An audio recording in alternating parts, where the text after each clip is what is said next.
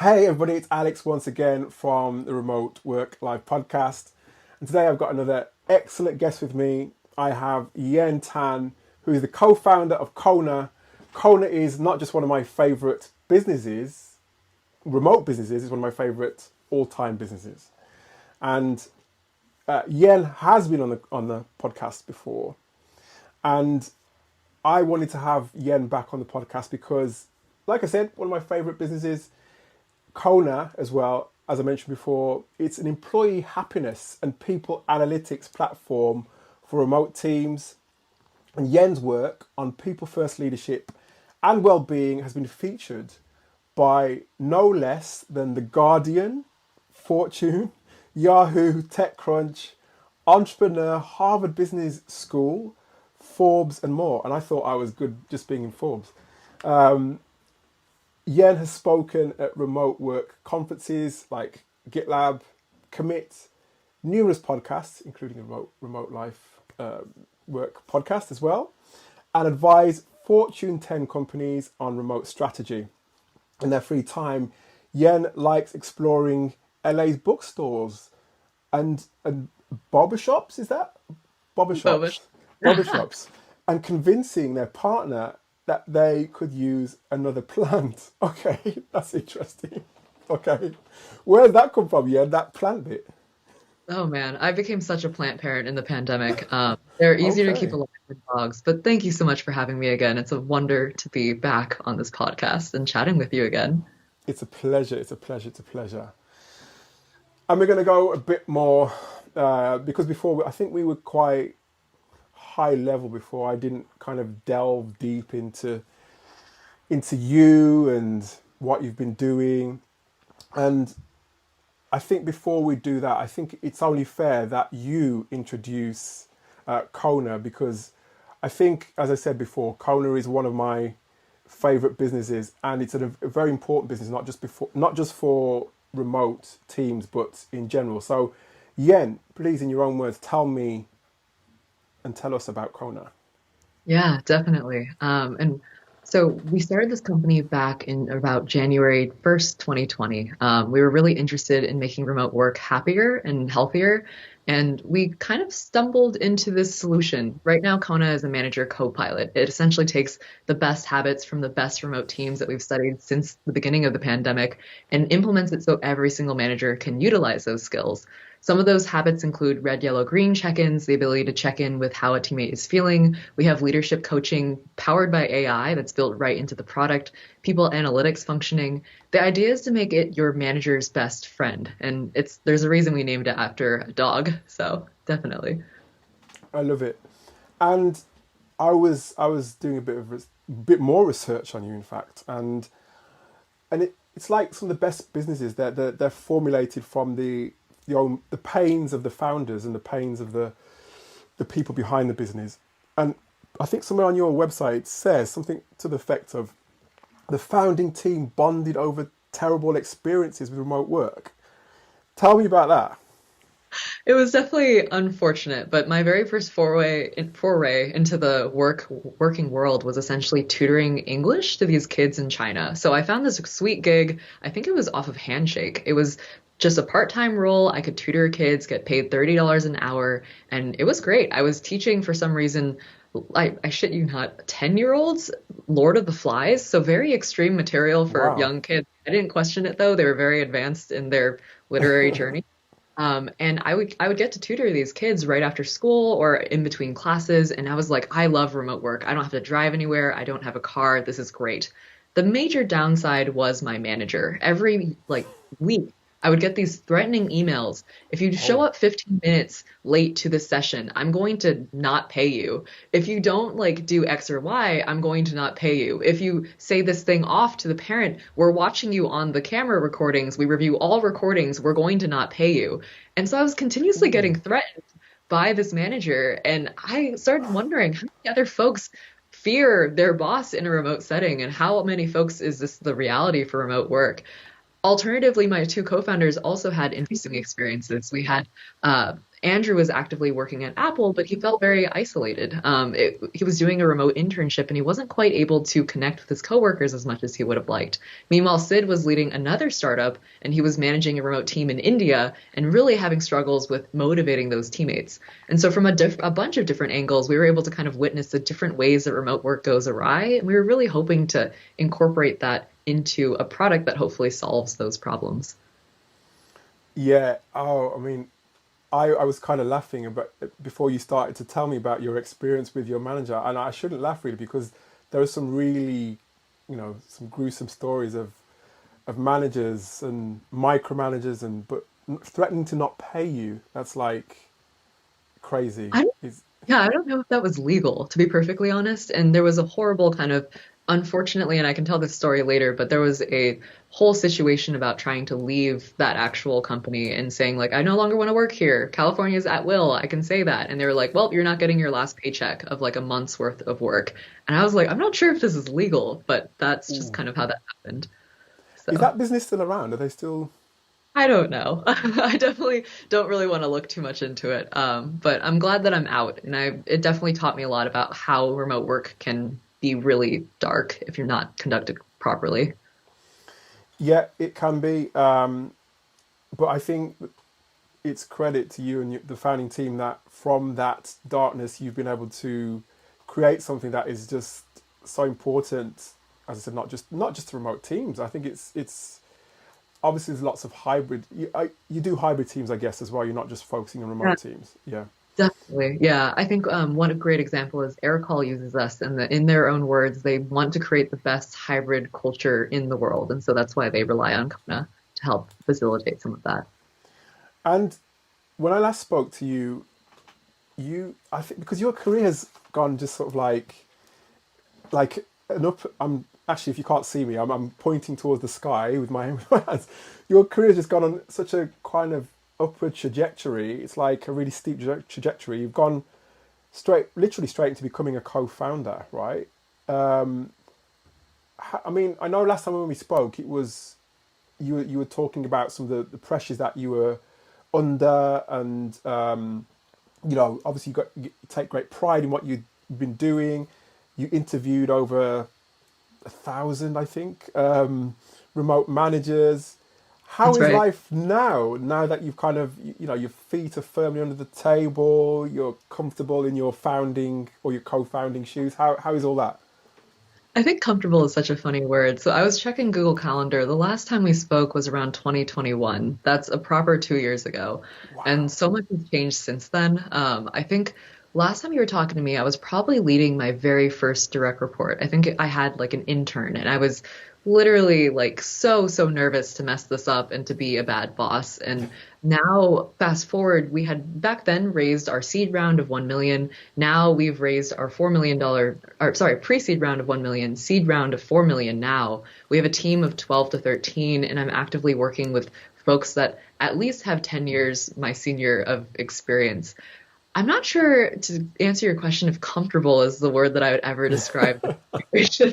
I feel, if anything, uncomfortable every single day of this journey, but delightfully so in a lot of ways. It's very much a kind of experience of growth and of being able to push myself. It's very funny that you describe it as like an astronomical career because it's very sometimes I have to pinch myself and be like, oh, this is actually happening. I'm being interviewed by The Guardian for my work. That kind of just feels like everyday regular work. Nothing's changed about what we do, but people are noticing. And I think that's the very exciting part. At the same time, I think a lot of the big titles and the kind of publications, they are sort of vanity metrics. And in a lot of ways, there's still so much that we need to learn and grow and do before we can actually say that Kona has firmly been a success. I think we have a lot more impact that we need to start creating. Well, So you've got swag, so I mean that's the sign of success. I love that T-shirt that you've got on there. For those who are yeah, not listening, or I'll put this on YouTube, and I'm sure you'll be able. And you got Kona. Is that a war? Is that what's that? Is that a? Oh, it's a Kona cushion. Oh, that is yeah. so It was nice. for some Oh my, reason the first swag we would get is a cushion, and we only got two of them. We have three co-founders, so I'm not exactly sure what the logic there was, but yeah, it was delightful. that is the mark of success when you've got your own swag. It has to be. It has to be. But no, I mean, in all seriousness, I think it's just like I said, from the outside looking in. I think I said this to you last time. So much admiration for what you're doing, and I'm one of your cheerleaders from afar, and just really great, as I said, to have you back on the podcast. And you mentioned one of your clients. Are there any other sort of use cases, case studies that you can share with us in terms of how Kona is really helping? Because one of the big things I think that you said you experienced as well is burnout, and it's such a big topic. Not just in remote teams, but burnout is a big question, and it's always something that you see on LinkedIn and Yeah. conversations around that. How is Kona helping with issues like that? Yeah, I think it's a really lovely question because in the last 2 years, we've finally been able to prove this very squishy app has real-time implications. I think we're always getting questions from early stage investors. How do you actually know that this will work? Will folks pay for it? Like, how do you tie this, like sharing how you're feeling and building psychological safety to these very real bottom line metrics? And we've finally been able to release case studies. So we partnered with Oyster. If you know Oyster HR, there's some of the Yes. yeah, in the remote space, the distributed space in general. And it's very much tying together. We've been working with them for over a year. And actually, across that period, we were able to lower their attrition by 6.5% from Kona teams versus non-Kona teams. If you calculate that across like the different salary ranges, we were definitely saving them hundreds of thousands of dollars, which is very insane. And at the same time, folks there reported that they felt the folks that were using Kona, 84% of them felt more supported by their manager. And so we're able to basically take the remote aspect and make it so employees are actively being able to feel supported in the moment and get that needed well-being support. As far as tackling burnout, I think that's a lot more of like a nuanced question, but what we're really seeing is employees are being thrown through the ringer right now with different types of layoffs, with the fear of job insecurity, and all sorts of different isolation and aspects. We have a global war going on right now. And so the more we can offer these support systems to employees, the better. And as far as helping with burnout, Kona definitely allows you to measure these sentiments over time. Tony Jamos, the CEO, actively has a dashboard of Kona metrics so he can stay on top of what's changing at his organization and really get a real-time pulse on how his employees are feeling. So exciting No, stuff. it is exciting, and it's much needed, because there's only so much you can do. I mean, I with my colleagues, when I work with my colleagues, I check in with them and speak to them, but you can't do that in real time where remote work is concerned. So having an oversight of that is really important, because after all, and I think this is the funny thing about the perception of remote work is that that you're not collaborative, and you're not, or as collaborative, should I say, as somebody who is in an office. I think there's so much more that is being done. Not just the stats and the checking in and the calls that remote managers have to do, and the best ones do. That I think it's a lot more. I feel a lot more when I'm in a good remote team. I feel a lot more supported, a lot more comfortable, a lot more part of the actual workforce, just a part of the team. So all those myths about remote work, although there are I'm sure there are some teams out there that are not so good, but there are some very good teams out there, and I think Kona is doing a really great job to help support that. Yeah, I think what I love about your point too is just we can't apply the playbook for in-person teams to remote work. It just won't work in that way. We have really great experiences with remote work when we actually treat it as its own thing, and it requires intentionality and processes and asynchronous methods to encourage that level of collaboration. So if you do have intentional leaders that know what it takes to create a great remote culture, you're in for a great experience.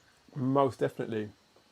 And do you think? I mean, because the other thing I've noticed about remote leaders like yourself, Yen, is that their businesses are almost like a reflection of who they are, and not just that, but a reflection of how they want to almost change the world for the better. Is that fair to say about you? I think it is, but I mean, from your point of view, is that something that was part of your mission? Absolutely. I think when we built this company, we really started talking about values.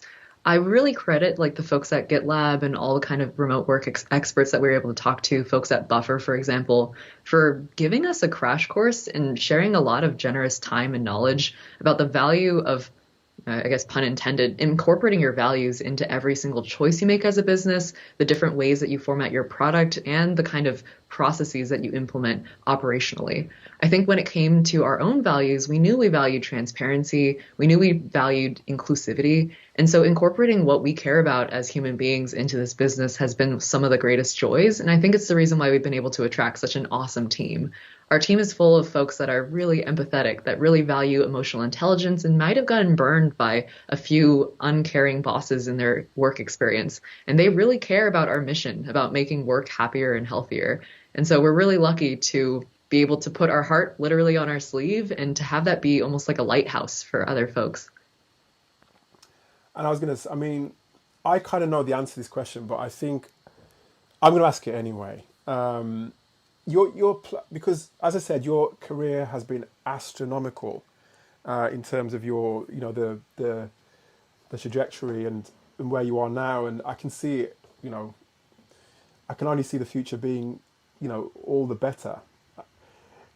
What plans did you have, or did you have any plans? Say what, 5, 10 years ago? Let's say 5 years ago. Did you have these kind of dreams in your head in terms of establishing such a great business as Kona is?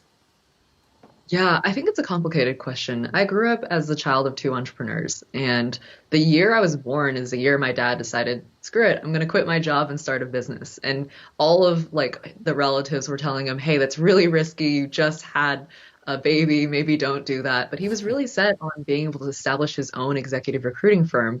And I remember growing up with that level of watching that entrepreneurial spirit and really admiring the way that my dad and my parents were able to carve out a space for themselves to be able to have complete work-life balance. I always had my parents pick me up from school. I was very lucky in that aspect because they worked remotely. They had free time to take us to practice after school, play with us. Like there were so many things that made them great parents. And I think the lifestyle and work style that they chose really enabled a lot of that. And so looking at my own career, though, it's funny. I remember I loved How I Built This by Guy Raz. I remember listening to his podcast and listening to all these entrepreneurial stories and just being like, wow, that's incredible. I could never do that. I just remember admiring them from afar and wondering, like, how did they build these huge companies that just sound so far-fetched? And that's kind of what drove me to the entrepreneurship minor at UCLA. But at the same time, I kind of still did that out of practicality. I still very much saw it as maybe the equivalent of a business degree. We actually didn't have any sort of business degree at UCLA. That was pretty much the closest you could get. So I was majoring in English. I had full set plan basically to be an author, a film producer. Like that's kind of the route that I was hoping to take. And film really kind of chewed me up and spit me back out. I just did not enjoy the environments there at all. And I just didn't know what I was doing. I remember for the winter before I graduated, that winter break, I spent just applying to different jobs. I took that tutoring job I mentioned earlier. That was on my resume. I had like a bit of experience just helping out at my parents' recruiting firm. And I just put that on my resume. I was applying for like product marketing roles and different things at Atlassian. I remember that internship particularly because I was like, that would change my life to be able to like work in these things. And admittedly, I had no idea what product marketing even was. I was just hoping somebody would take a risk on me and actually give me a chance to like hone my chops. I think watching my parents, by the way, as a complete aside, do recruiting and also watch so many of my different friends try to apply for jobs. I do think it's a bit ridiculous that we expect new interns at entry-level jobs to have 3 years of work experience, because I'm not exactly sure where that work experience is even supposed to come from. All this to say, I am very, very lucky in a lot of ways that Sid and Andrew approached me back in 2019 saying, hey, we have this crazy idea and we want to start a startup and we think you can write. Would you be down to explore this idea with me? Because that changed my life and actually gave me a proper job. I don't think that I would have had a much harder time breaking into the professional realm without it. And it's given me so many different skills that I can't really imagine my career kicking off in a more explosive manner, to say the least. No, it's a great story. I the fact I didn't realize that your dad was in is in recruitment and he was an entrepreneur, and that explains a lot actually because again there seems to be a pattern in a lot of the interviews that I do, that there seems to be like a story, some sort of backstory that molds people like yourself into the into the great entrepreneurs that they are. And your story is and the fact that your parents as well used to work remotely as well. That's another thing because for me as well, and I keep saying this on every episode, literally every episode now. My first experience of remote work was my godfather. So my godfather, I used to watch him go. So I lived with him for a little while, and I used to be going to work 7 o'clock in the morning, on the tube, and coming home at sort of like 9 o'clock at night, and he'd have finished with sitting up with his drink in his hand after a couple of hours of working from home or wherever he wanted to work from. And it sounds like you've had that similar sort of grounding of seeing your parents and being closer to you. Did that make you closer to your parents, do you think? Absolutely. Absolutely. I think raising children and being able to like give them all the attention in the world and being able to like be there for every single little small moment is a gift that like yeah, my parents gave to me, and I don't think until I'm older do I realize like how valuable that truly is and the different types of sacrifices they had to make in order to make that happen. I also think like I failed to believe we used to read these like studies inside that entrepreneurship minor at UCLA where they would say like, oh, entrepreneurship, like all these entrepreneurs came from great other entrepreneurs and it's all like maybe it's genetic, like maybe that risk taking the lack of fear, maybe that's part of their like their DNA. I think it's all bullshit, to be perfectly honest. I think it's just we don't really get to be taught that that's a path available to us. So many entrepreneurs actually realize either through necessity, extreme hardship, and not having any other choice, or by maybe having that path revealed to them that this is a path that you can take with your career and that you can maybe throw the traditional 9 to 5 to the wind and instead pursue something different. So I think it's definitely being able to be shown the path makes so much of an impact on your career choice and where you end up going. I think so, and I think there's certain traits that I've noticed about entrepreneurs, and also the fact that, in fact, there's kind of like a bit of an intersection between the traits of an entrepreneur and the traits of some of the best remote leaders and the best remote workers. You mentioned before, as much as I was saying that you're in an upward trajectory and obviously Kona's doing well, you mentioned that there's uncomfortable aspects to your role as a co-founder. How do you I mean, well, actually no, before I ask you that, what other because obviously you have to have mechanisms and ways of dealing with certain things, and you often hear that being either a CEO or a co-founder is quite a lonely place to be because you're having to deal with certain things on your own. I mean, what traits would you say are keeping you in good stead with your role as a co-founder? Yeah, I think it's interesting because traits almost implies that I came like that I was born with these kind of personality traits, but a lot of the things almost feel like skills that I've acquired over time. That ability to have emotional resilience has definitely been honed through this entire startup journey. And I think a lot of that can be credited to having like an executive coach. Thank God Techstars provided us with these awesome pro bono executive coaches. I feel like that's been able to up level my maturity and resiliency through all these different scenarios to actually like withstand all the different things that you might run into. Having a therapist has also been really helpful, having support systems for mental health and to be able to say like, this is actually really stressful or this is causing me anxiety, and having an outlet to openly discuss and talk about that, I think has been really awesome. In addition, just being able to, I think we're really, really lucky. We lucked into focusing on a realm where mental health and employee well-being management were the key three things that we've been studying nonstop. And that's great things to know and focus on when you're trying to lead a company. We've been able to basically pick up best practices for leadership while actively researching for our product. And I think we've been all the better for it, been able to kind of incorporate foundations and fundamentals into our culture from day one, been able to basically understand like how to identify burnout in ourselves and mitigate stress in ourselves and actively use the product, dog food, the product, another pun, inside Slack in order to check in on ourselves and figure out like, actually, Kona didn't help me with this situation. How can we improve the product? So the entire culture, Kona itself, and our like ideology as founders is very intimately tied together, and all of it's hopefully creating this positive feedback loop to lead us to a better workplace attitude in general. Love that. Love that. And I think, again, as much as you're on a great pathway. I mean, if you when you think about your, because you're a well-known remote leader. That's how I see it. Not just a remote leader, but a leader in the sense of everything that you've achieved in your career.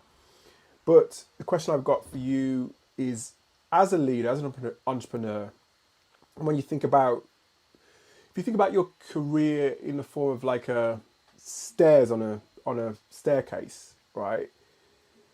Where would you say you are now, and how far do you think you want to take it? Oh man. I ask myself this question a lot because it almost feels like I love your analogy, stairs of a staircase. I would challenge it by saying that you're operating this giant staircase in the dark. So you don't actually know if Yes. it's a spiral staircase. You don't know where the corners are, and you're not exactly sure where the next step is. You just know that you're kind of on this staircase, and hopefully it's going up and not down. I would say that I don't know. I feel almost a level of hubris by being able to claim this is what the top looks like. Because if you asked me 3 years ago, do you think in 3 years you'll be at X where I am today? I think I would have just like laughed in your face and been like, no, how would that even be possible? So I firmly believe I don't really know where this is going. And I'm very open to admitting to that.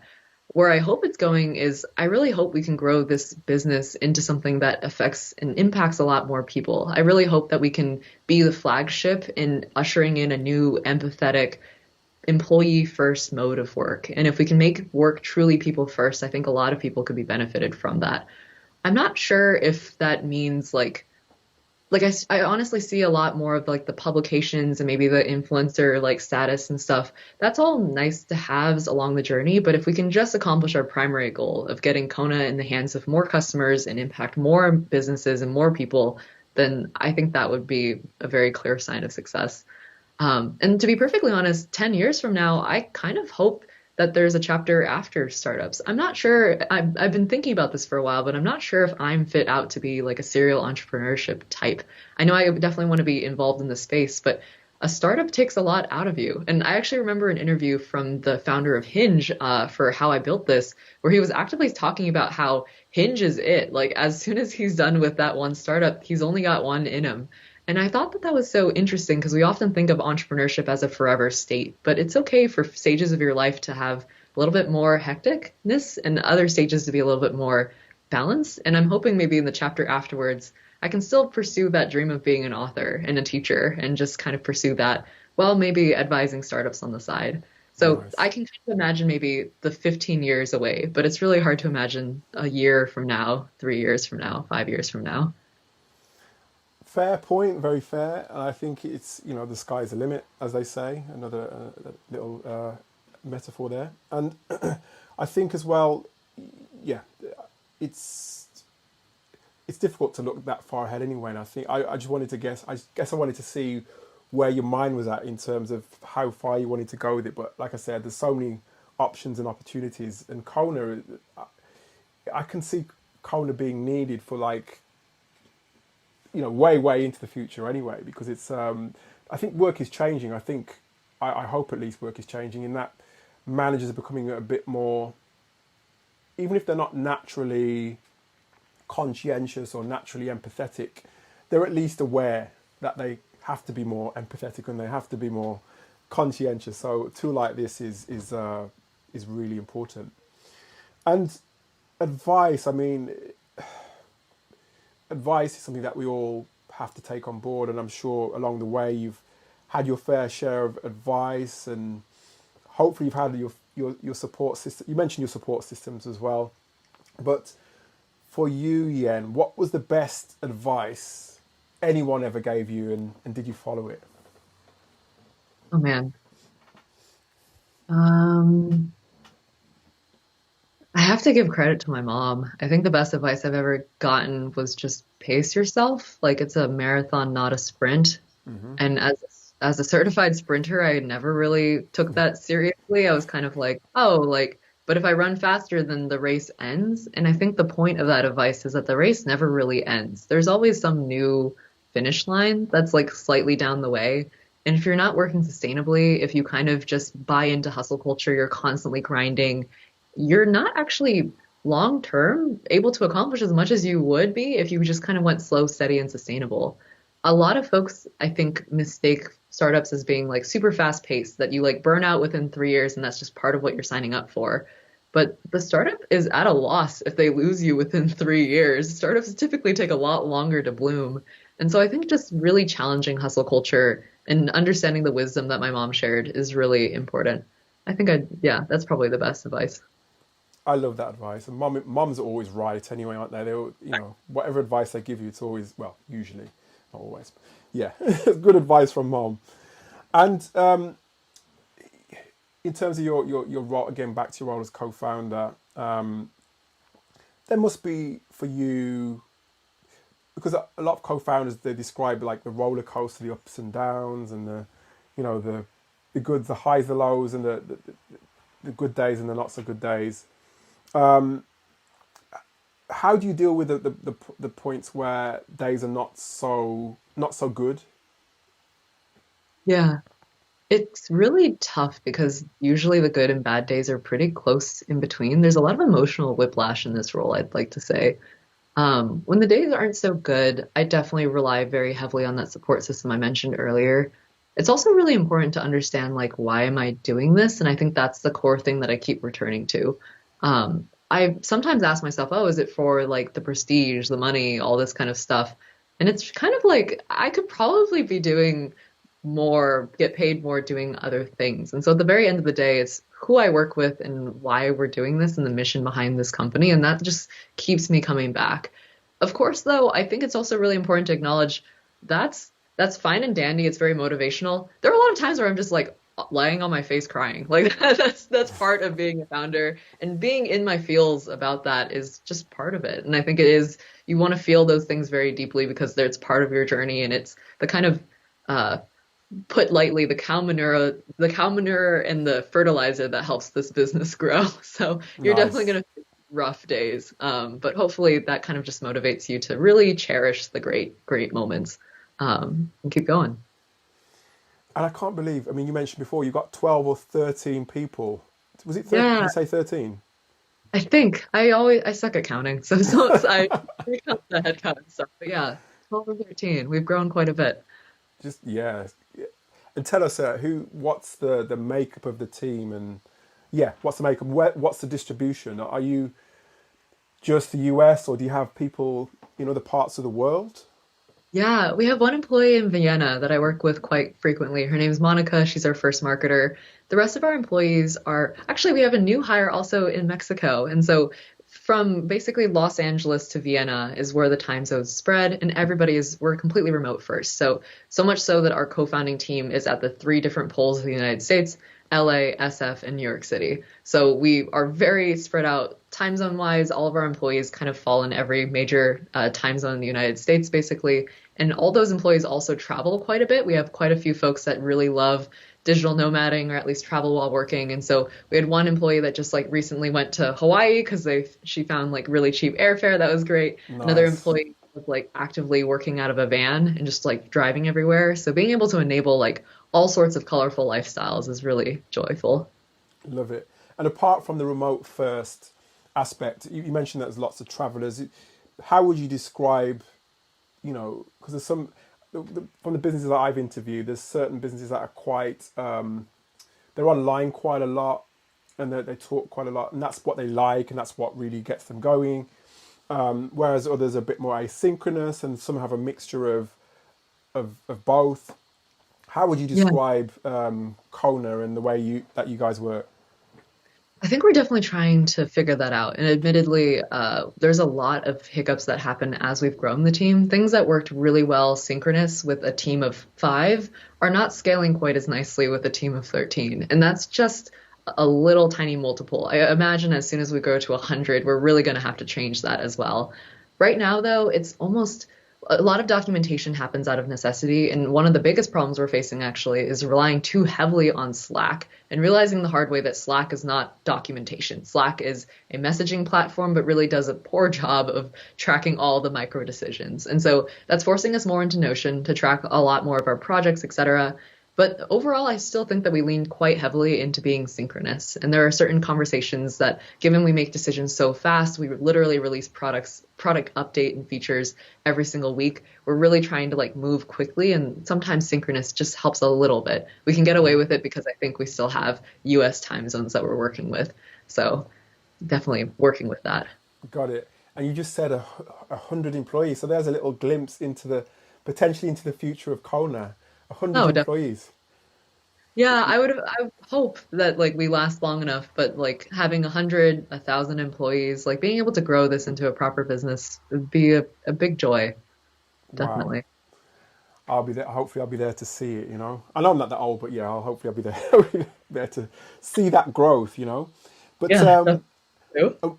what would you say is unique about Kona? Because I mean, again, there's a misconception that all remote businesses are literally the same and we all work the same way. I've learned over the years that there's sort of like there's different spectrums of remote work, and not everybody suits that spectrum, and some people suit that spectrum. How would you just what's unique about Kona? A few things I'd say. One, we're very, very empathetic, I think. As a result, we talk about our feelings a lot. People actively talk about going to therapy or different types of things that they're working on. That's very normalized because we're literally using Kona to share how we feel every single day.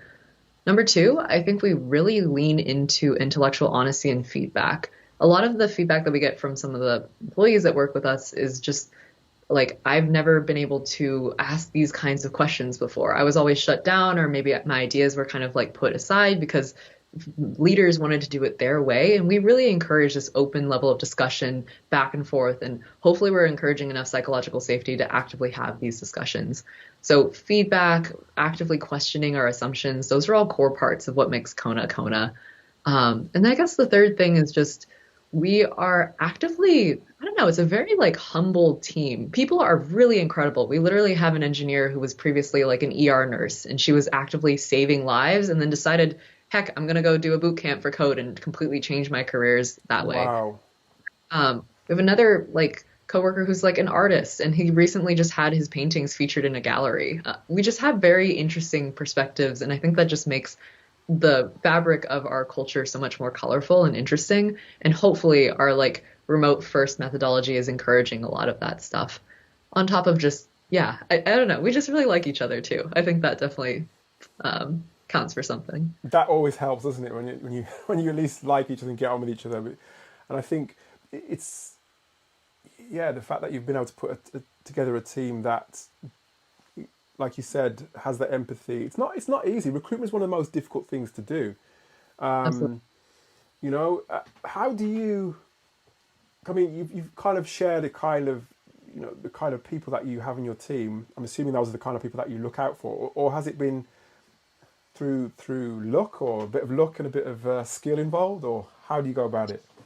We have our values very well documented, and we definitely do culture ad checklists. Basically, we're trying to figure out like what are the fundamental values that drive this individual, why choose a very tiny startup, and what were their kind of motivations there. And we're really trying to understand like would they be a fit with Kona's culture, because we've gotten recruiting wrong a few times, and it's definitely negatively impacted the culture that we've tried to create. So really trying to be very particular, trying to understand like what exactly are we looking for? Are there certain red flags that we've noticed in the past through previous learning experiences that we can kind of hone in for, ask particular questions and understand? every hire, though, you're in the end of the day taking a risk on a person and taking a bet on a person. And so when we have done all of our due diligence, we just basically see what happens and we kind of see like how they can add to the culture itself. And more often than not, folks have taught us more about our culture and what we're looking for as we've hired more and more people. So it's definitely a practice, but it's one of the hardest things people can do. Definitely. And I'm assuming as well that because again, especially with remote roles, they get sometimes hundreds or even thousands of applications, right? Yeah. And I have explained to some of the people that I coach or some people I mentor that if you're applying to a remote role, it may be that you have to try and do something a bit different to kind of stand out. I suppose my question's got two parts. How do you deal with the sort of like deluge of applications that you get in? Yeah. I think the first thing is like Sid is really good. At least he's gotten really good at reading resumes and trying to understand like what this person's looking for. We read every resume and we definitely try to take in all the applications very seriously. It's a lot, but at the same time, we know that there could be a diamond hiding in the rough, and so we should give that person time. Sid, our CEO, is the first person that person talks to, and often the first message they receive from, let's just say, AngelList, for example. We think it's really important to have the CEO leading the charge for as long as he can when it comes to the hiring angle, because each of these people are going to be so fundamental to the fabric of this business. So Sid takes that first almost like screening call and just tries to understand like what is this person looking for? Is there a potential fit there? And then they go through several steps of our like interview process. And we are, for better or for worse, we do run a multi-step process that can be kind of lengthy. And as a result, though, it gives us a really good idea of what this person's looking for, the type of attention to detail, and the types of like what's driving them basically to this role. We've been able to find some incredible folks because of it. So. Any Yeah. psychometrics in there, psychometric testing, all that sort of stuff? Or do you just go, some people prefer to go with their gut more than the testing? Yeah, we don't really do tests as far as I'm aware. Personality tests, that was a previous version of the startup actually, where we were really into like personality testing and the very first, Okay. yeah, we used like Big Five and we were trying to understand like how to incorporate that into work. The key thing we realized is the majority of personality tests don't actually do a good job of reading personality, and so a lot of that stuff is more gut for now, but that may change with scale. Got it. Yeah. And actually, what do you, 'cause I mean, one of the things I recommend that people do when they're looking for a remote role is that they try to network with the people within the business. Not obviously bug them and sort of like harass them and ask them questions and send their CVs here, there, and everywhere. What are your thoughts on that? Yeah, I definitely encourage it. I think as far as the company is interviewing you and you're interviewing the company, if you can Right. speak to folks who actively work there that maybe even have your role title, you'll get a really good idea of what the day-to-day looks like inside that business better than any job description could ever tell you. So whenever my friends are asking like, hey, I want to make this career pivot, I have no idea what I'm signing up for, and I don't know if I'm going to like this company, I literally tell them, hey, you're still a student. Go on LinkedIn, poke these people and say like, hey, I'm a student. I'm curious about this role. Would you be down? I'd pay for your coffee. 15 minutes of your time is all I need. Folks love talking about themselves and sharing more about their day. It's like a great interruption in an otherwise usually pretty monotonous kind of Zoom schedule. So take that risk. And it's a little scary, but it'll tell you a lot about the company in a way that Glassdoor reviews and overall business job descriptions won't be able to say. Love that. Love that. Love that. And I have so many more questions for you, Yen, but we're running out of time. So my final question is, what does the future hold for you? What does the future hold for Kona? Kona is going to become the go-to culture platform for how managers lead great teams. I definitely see it. In the meantime, if you want to get involved in stuff, you can try Kona for free. Visit heykona.com. We have a 30-day free trial and you can try out all the features. From there, you can still keep using it for free on the free version. So that's awesome. The second thing is we're actually kicking off a manager book club. As of next week, I'm going to be on a call with Kim Scott talking about radical candor. And so we've been able to bring in like 200 really awesome leaders from Lego, SAP, Meta, you name it. And they've all come in to discuss these books. May is going to be a book about mental health awareness for Mental Health Awareness Month. So we're really excited for that. And we're almost ready to book that author. So fingers crossed. So yeah, come join our manager book club. I'm sure Alex will share the link in comments. I certainly will share the link Yen, it's been a blast as ever. I'm already planning episode 3 of Kona in my head, but it's been good to see you again, Yen. All the best, and we'll be waving the flag for Kona, and yeah, all the best. Thanks so much. And I'm excited to see you in another 2 years. We'll see what Ian is going to say. Hopefully it's sooner than that. Hopefully it's sooner. Hopefully sooner for sure. Thank you so much. Thank you.